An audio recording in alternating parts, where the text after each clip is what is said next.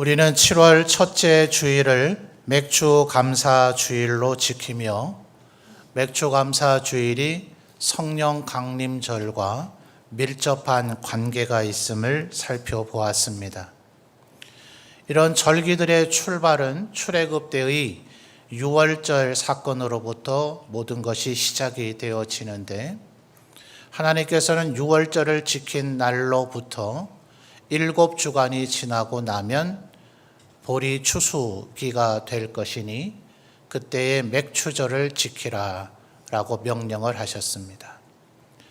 예수님께서는 유월절 때에 세상 죄를 지고 가는 하나님의 어린 양으로 십자가에 달려 돌아가셨다가 3일 만에 부활하신 후 부활의 날로부터 50일째 되는 날, 그래서 일명 오순절이라 부르는 그날에 성령께서 강림하셨으니 유월절로부터 7주간 49일 지난 그 다음 날인 맥추절과 성령 강림절은 밀접한 관계가 있다.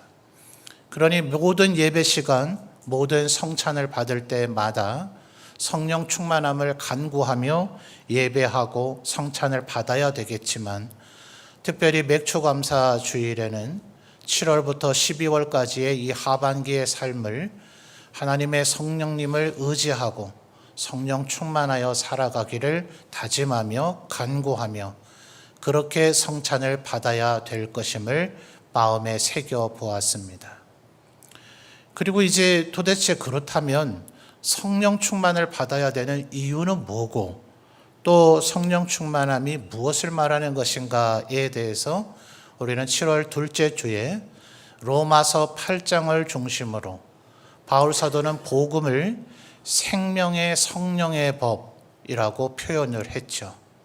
그래서 그 성령님에 대해서 바울은 생명의 성령이다 라고 말한 셈이기 때문에 로마서 8장을 중심으로 성령님은 우리를 살리고 생명을 주시는 능력의 하나님이 되심을 살펴보았습니다. 지난주는 이제 서름 성경학교 시즌이기 때문에 하나님의 말씀이 얼마나 중요한가를 살펴봤다면, 오늘 한 번 더 성령 충만을 받아야 되는 이유는 무엇이고 또 성령 하나님은 어떠한 분이신가에 대해서 생각해 보려고 합니다. 성경에는 사실 성령 하나님에 대한 표현들이 정말 많이 나오고 있지만, 저는 그 중에서 제일 중요한 것이 오늘 바울 사도가 얘기한 바로 이 부분이라 생각합니다. 오늘 우리가 읽은 17절 하반절을 보면 바울 사도는 성령님을 가리켜서 지혜와 계시의 영이라고 이야기를 하고 있습니다. 지혜가 무엇입니까? 잠언서가 지혜가 무엇인지를 우리에게 아주 잘 알려주고 있는데, 가장 두드러진 상징적인 말씀이 뭐죠? 여호와를 경외함이 지혜의 근본이다. 그러니 이것은 단순한 지식 정보를 통해서 습득될 수 있는 것이 아닙니다. 이 비유가 적절한지 모르겠습니다만, 지식을 진주구슬이라고 얘기한다면 우리 속담에도 말하기를 구슬이 서말이어도 어찌해야 됩니까? 깨어야 보배다 하듯이 지혜는 마치 이 각각의 지식을 목걸이로 연결하는 것과 같다고도 말할 수가 있을 것 같아요. 13절 말씀을 좀 참고로 볼 필요가 있겠는데요. 우리 성도님들이 1장 13절 말씀을 한번 읽어봐 주시겠습니까? 시작.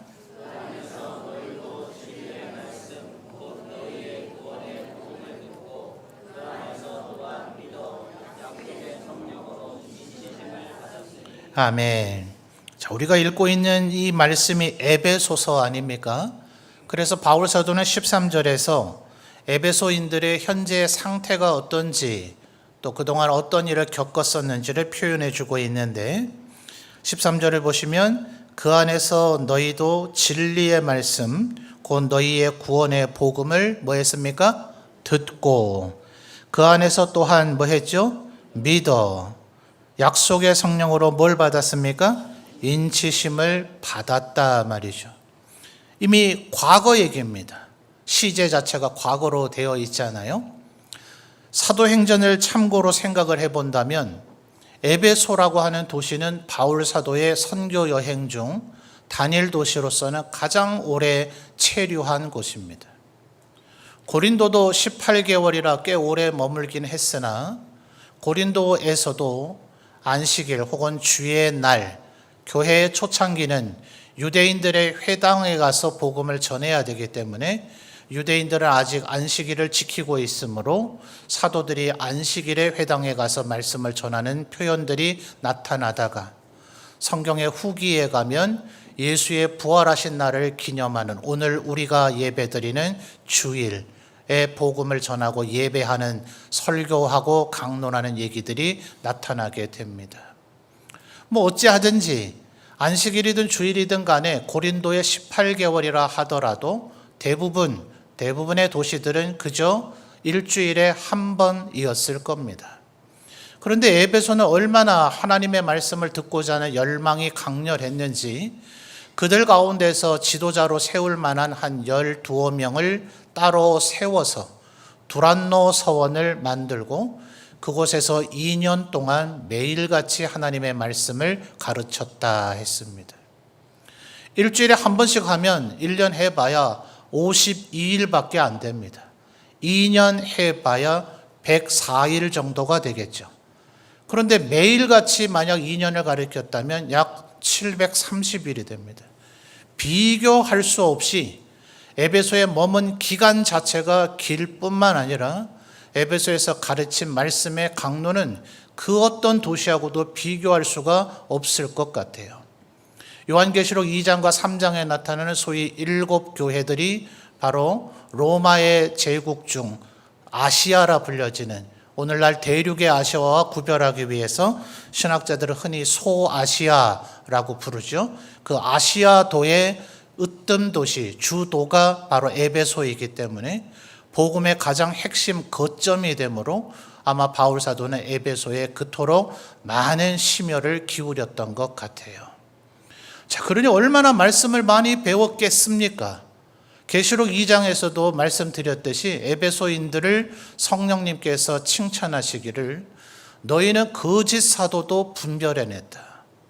간혹 와서 사도가 아닌데 예수님이 보내지도 않고 세우지도 않았는데 사도라고 주장하는 이들 이단이죠. 거짓 선지자요 적그리스도인데 그들이 사도가 아니라는 것을 에베소인들이 증명해낼 수 있을 정도로 말씀에 대한 탁월한 능력이 있었다.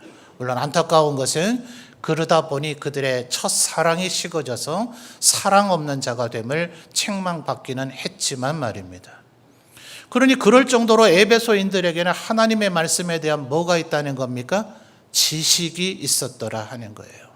그런데 지금 바울 사도가 이들에게 뭐라 그러죠? 17절 하나님이 지혜와 계시의 영을 너희에게 주사 17절 하반절 뭐라 합니까? 하나님을 알게 하시고 심지어 18절 19절에도 여러 설명을 하고 나서 잠시 후 살펴보겠습니다만 19절 하반절의 마지막 단어들이 뭡니까? 너희로 뭐라 해요? 알게 하시기를 구하노라. 놀랍지 않습니까?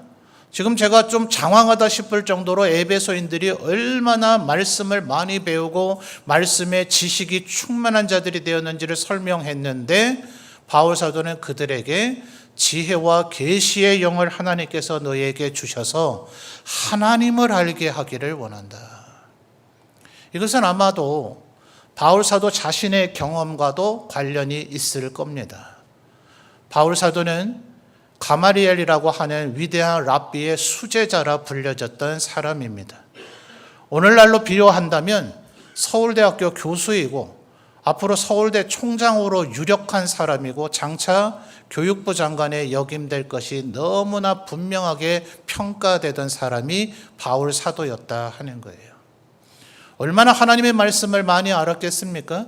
내가 일찍부터 하나님의 말씀을 배웠고 또 하나님을 향한 열심은 내가 특심했다라고까지 스스로에 대해서 이야기할 정도였습니다. 그러나 다메섹 도상에서 예수님을 만나고 보니 자기가 하나님을 제대로 알았어요? 몰랐어요?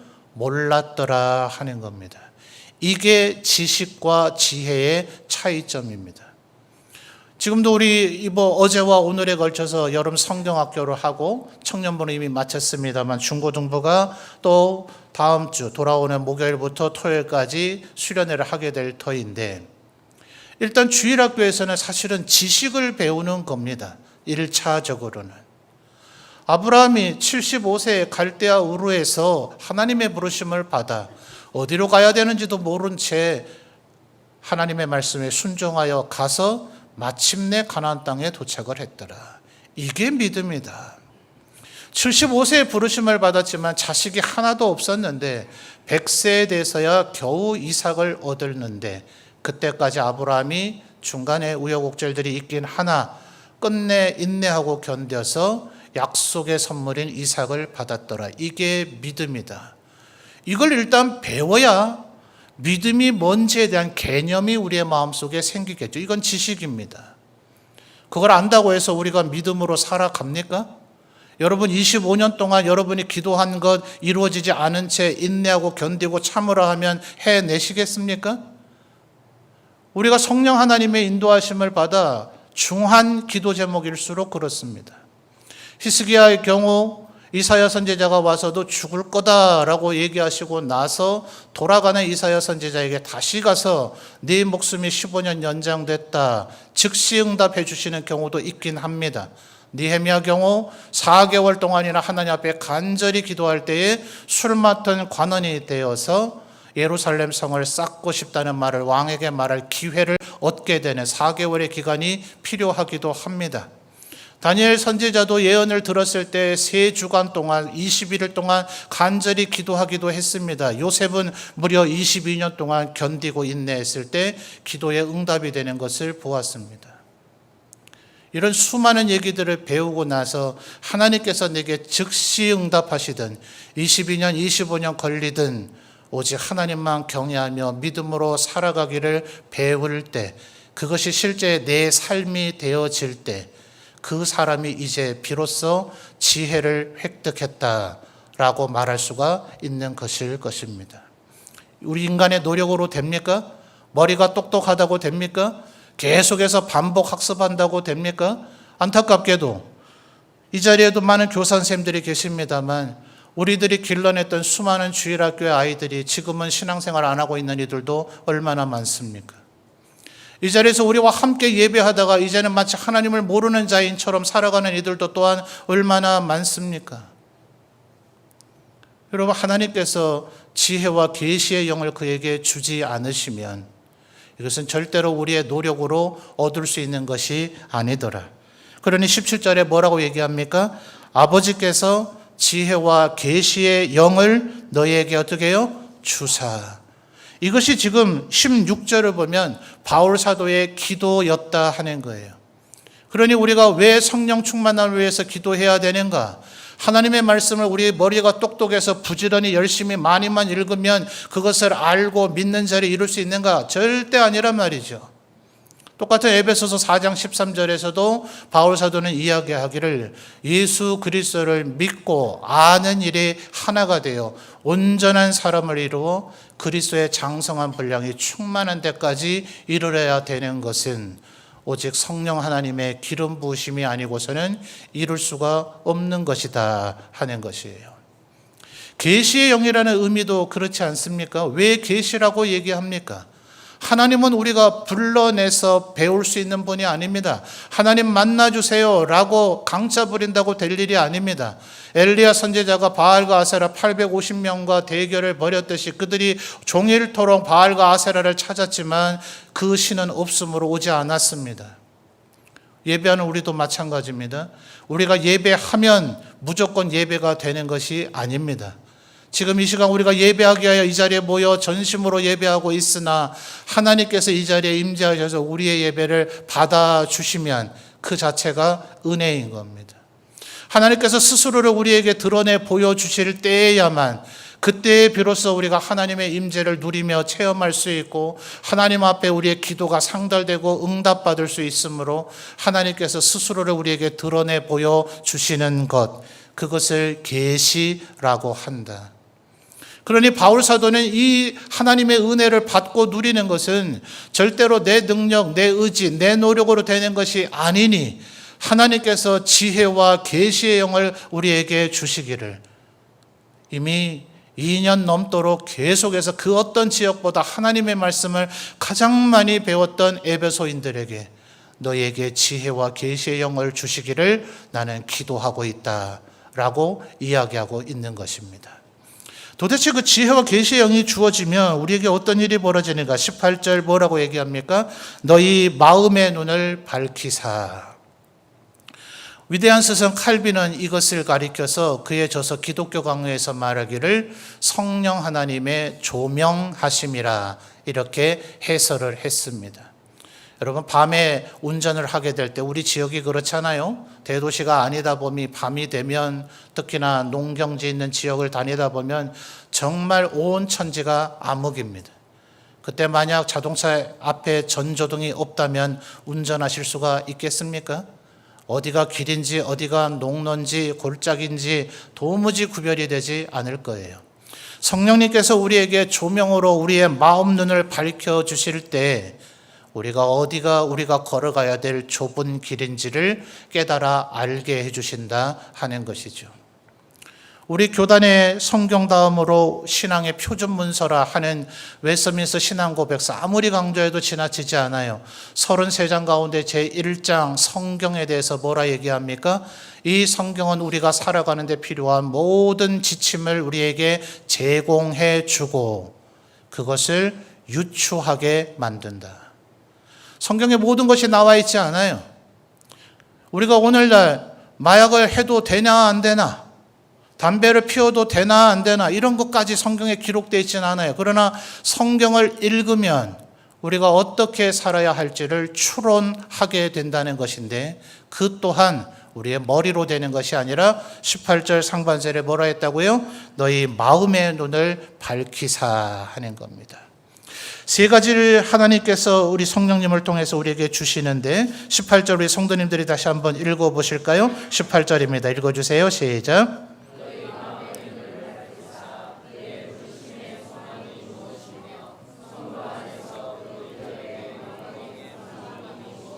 아멘. 19절로 연결이 되어서 마지막 이 문장이 굉장히 길죠. 17절부터 지금 문장이 계속해서 이어지고 있는 것인데, 18절에 얘기한 그의 부르심의 소망이 무엇인지를 알게 하시기를 구한다라는 의미예요. 저녁 예배에 잘 참석하신 분은 부르심의 의미를 아실 텐데, 개혁주의 신학자들이 우리가 어떻게 하나님 앞에 구원을 받는가 9단계를 거친다라고 그들은 성경 속에서 정리했다 그랬죠. 그 첫 번째가 뭐였습니까? 첫 번째가 바로 부르심이죠.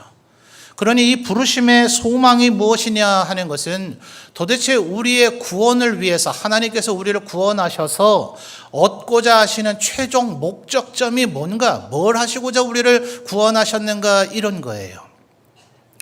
이 자리에는 예수 믿은 지 얼마 안 된 분도 계시겠지만 예수 믿은 지 수십 년이 된 분도 계실 터이고, 또 소위 하는 말로 언제부터 예수 믿었는지조차 기억이 안 나, 어머니의 태 속에서부터 예수 믿은 것 같다 하는 모태신앙자들도 계실 겁니다.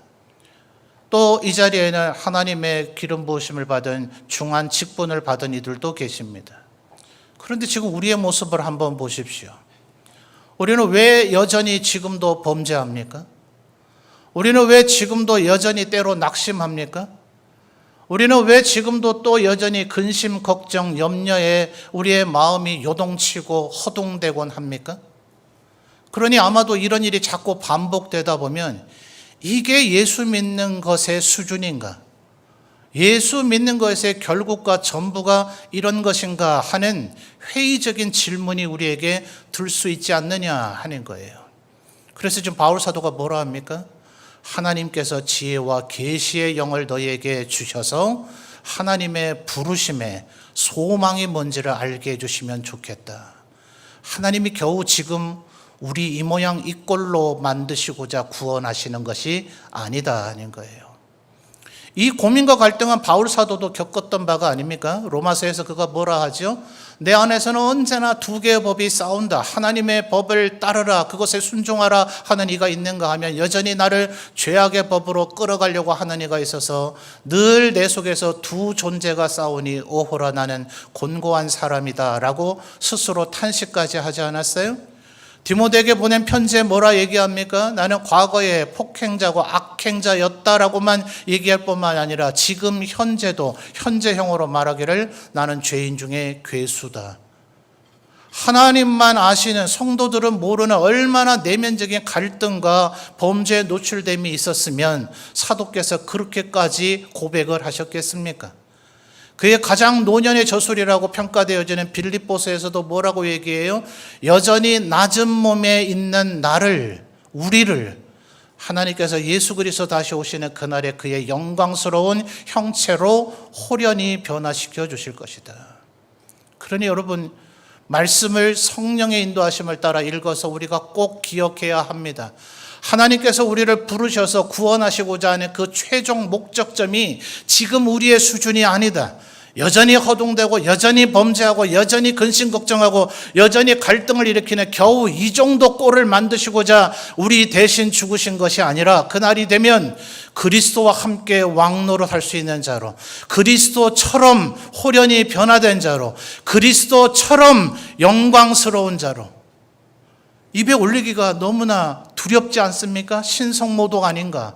감히 어찌 우리가 하나님처럼, 아니요, 우리가 주장한다면 이건 마땅히 신성모독이겠으나 주께서 친히 말씀하시고 하나님이 말씀하십니다.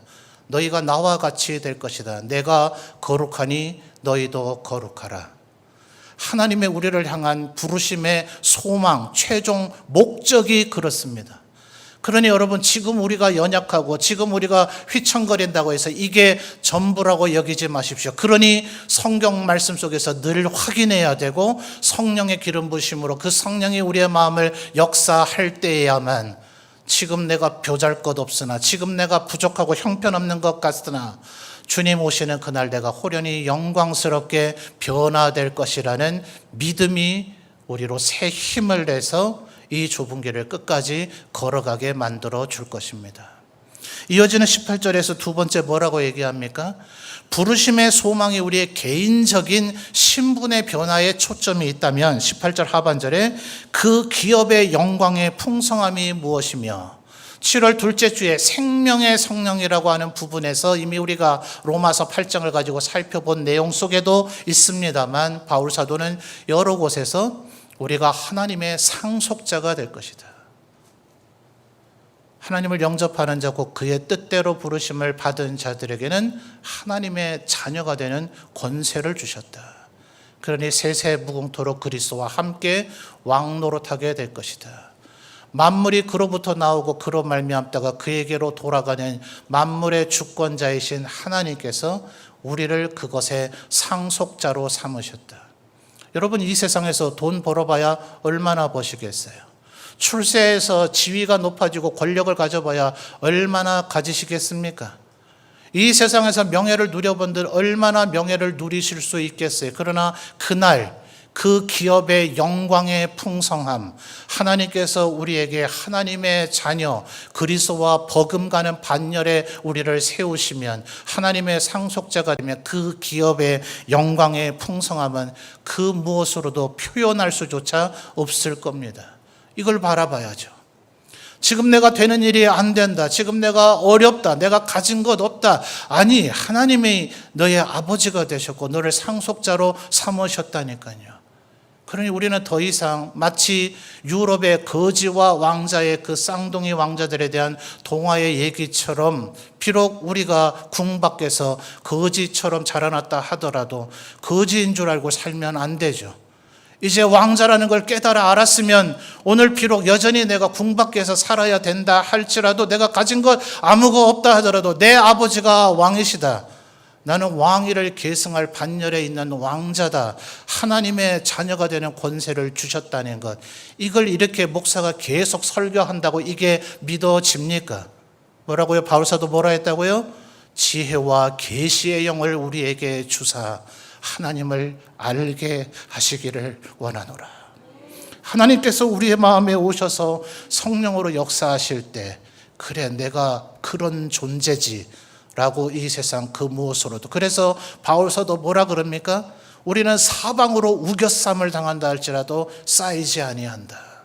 아무것도 가지지 않은 것 같으나 모든 것을 가진 자다 라고 사도는 말씀하셨지 않습니까?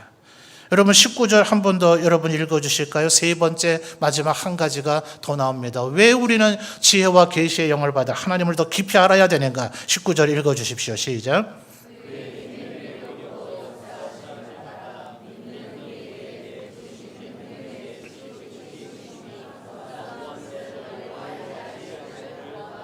아멘. 우리에게 베푸신 능력이 지극히 크심을, 얼마나 어마어마한지를, 예수께서 십자가를 지기 위해서 예루살렘으로 가시기 직전 북방 가이사랴 빌립보 근처에 아마도 헬몬산이라 불려지는 변화산에 사도 3명을 데리고 올라가셨습니다. 밑자락에 9명의 사도가 있을 때 귀신 들린 자녀를 둔 부모가 와서 내 아이 좀 고쳐주십시오. 9명의 사도가 해내지를 못했죠. 예수님과 3명의 사도가 내려오자 9명의 사도가 못하던데요. 주님도 할 수 있거든 좀 고쳐주시든지요 라고 얘기할 때 주님 뭐라 하셨습니까? 할 수 있거든이 무슨 말이냐? 믿는 자에게는, 어떤 자에게요? 믿는 자에게는 능치 못함이 없느니라. 지금 사도께서도 뭐라고 얘기합니까? 하나님께서 우리에게 베푸신 능력이 얼마나 어마어마한가를 알아야 되는데 19절 보시면 그의 힘의 위력으로 역사하심을 따라, 그 다음 뭐가 나오죠? 믿는 우리에게, 누구에게요? 믿는 우리에게, 누구에게요? 믿는 우리에게 베푸신 능력의 지극히 크심이 어떠한지를. 믿지 않는 자는 이 능력을 쓸 재간이 없습니다. 왜 두려워하고 왜 염려하고 왜 주저하십니까? 하나님께서 우리에게 주신 그 능력은 우리의 상상보다 더 크십니다. 하나님은 전능하심으로, 하나님에게는 불가능한 일이 없으심으로, 다만 누구에게요? 믿는 우리에게. 내 힘으로 되는 겁니까? 19절 뭐예요?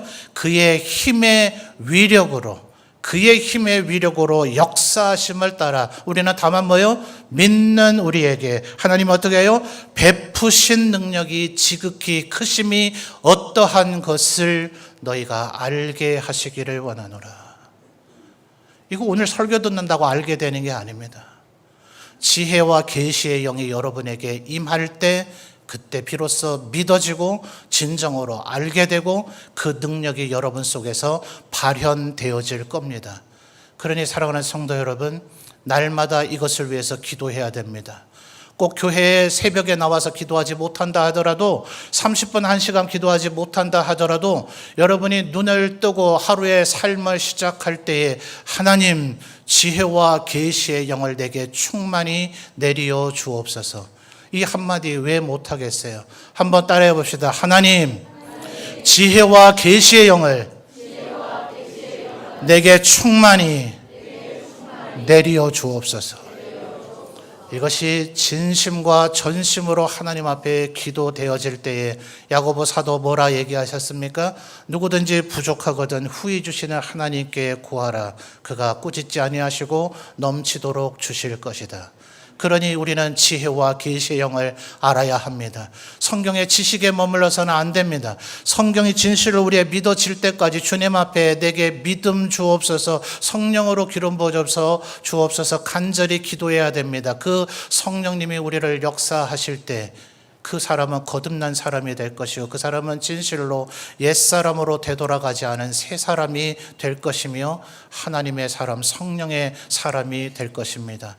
날마다 이미 에베소인들은 13절에 뭐라 했다고요? 구원의 복음을 듣고 그 안에서 또한 믿어 성령으로 인치심을 받았으나 여전히 성령 충만하기를 기도해야 하는 것이다.